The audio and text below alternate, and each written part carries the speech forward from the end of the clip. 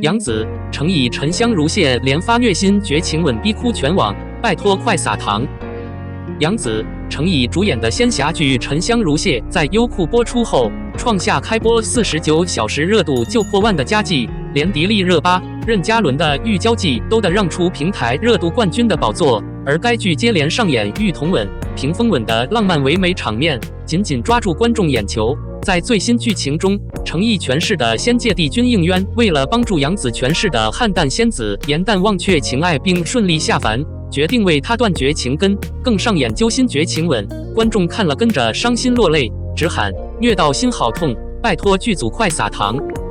持续开虐的沉香如屑，让剧迷们这阵子都哭肿了眼睛。昨仅更新1集，而剧情着重在应渊苦心协助颜旦以花妖之姿落入凡间，且他更是眼睁睁看着爱人离去，伤痛欲绝的模样让粉丝心疼不已。而颜旦下凡后，也宣告仙界故事暂告一段落。同时因戏剧排程因素，优酷接下来连续3天不更新，许多剧迷无法立刻看到颜旦下凡后的生活，不断要求平台敲碗加快更新速度。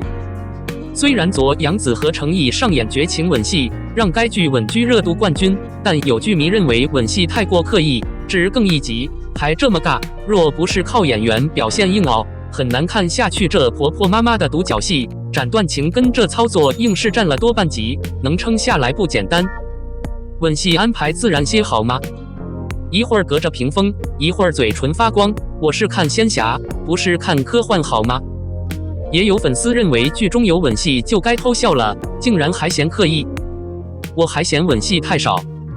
不过杨紫诠释的颜旦被网友封为是仙侠剧最惨女主角，她为了拯救应渊，不仅剜心遭雷刑，功劳甚至还被子止息抢走，且应渊又碍于天条规定神仙不得有情，即便两人相爱却无法相守，他更因此上天刑台受罚，要下凡前却又忘不了应渊，在忘川走了800多年，在亲情与爱情上屡受挫折。网友大叹沉香如屑根本是顶级虐剧，下凡之后的故事可以甜一点吗？心脏已经承受不住了。而沉香如屑播出成绩也相当惊人，该剧开播1小时内弹幕互动破100万，开播49小时，优酷平台戏剧热度值突破1万，刷新该平台纪录，更登上灯塔、云和、孤朵、Linkage、猫眼、爱漫、豆瓣实时热门电视等7大相关榜单冠军，问鼎年度剧王来势汹汹，但是否能维持高话题与高热度到最后，仍有待观察。02杨紫、杨幂、刘亦菲这几部仙侠爆款女主，谁被虐得更惨？沉香如屑的剧情实在是太虐了，微凉已经跟着哭了2天了，还好颜旦成功下凡，剧情到了新的阶段，否则这个情绪真的是沉浸了。作为沉香如屑的女主角，颜旦真的是挺惨的，她死心塌地的爱上了应渊，但是应渊身上责任重大，而且作为帝君，他要做断情绝爱的表率，所以应渊不敢表露自己的感情，以至于颜旦误以为自己是自作多情，哀莫大于心死，颜旦跳了吴桥。之后颜旦在忘川水里整整走了900年，但就是无法忘记应渊。半颗心挖了，雷刑受了，眼睛盲了，头发白了，手脚已经被忘川水泡烂了，这段情伤真的是差点要了颜旦的命，最终还是在应渊的帮助下，颜旦才成功下凡，而且应渊还抹掉了颜旦的记忆。沉香如屑前10几集，颜旦真的是太惨了。沉香如屑颜旦被虐惨了，这让微凉想到了《三生三世十里桃花》《仙剑奇侠传》2部仙侠爆款，杨幂、刘亦菲饰演的仙侠女主同样也是很惨，当时追剧的时候，微凉也是被虐的眼泪横流。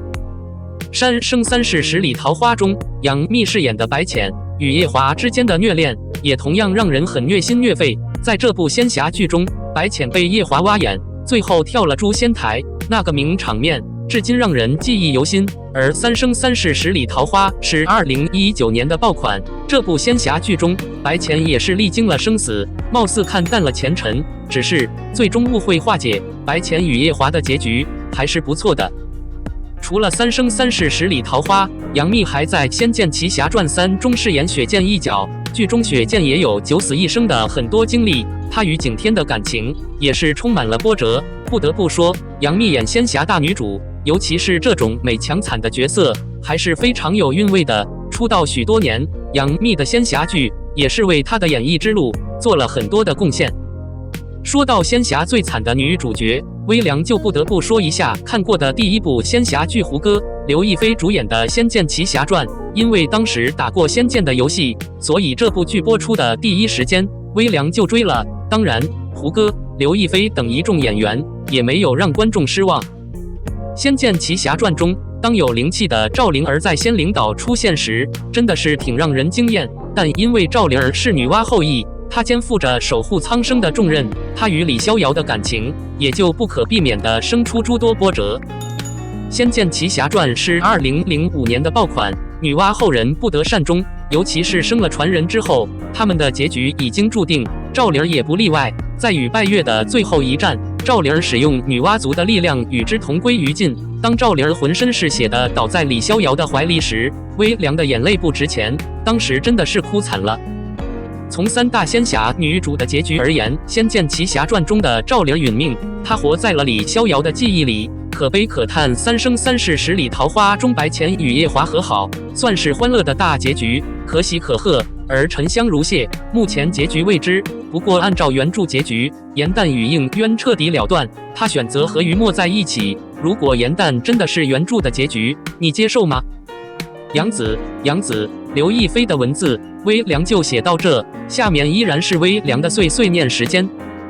7月还有最后3天，微凉再接再厉，希望稿子还能有个小突破吧。知足常乐，不忘初心，切记。8月份，希望继续和文友们分享好看的剧吧。爱你们的微凉。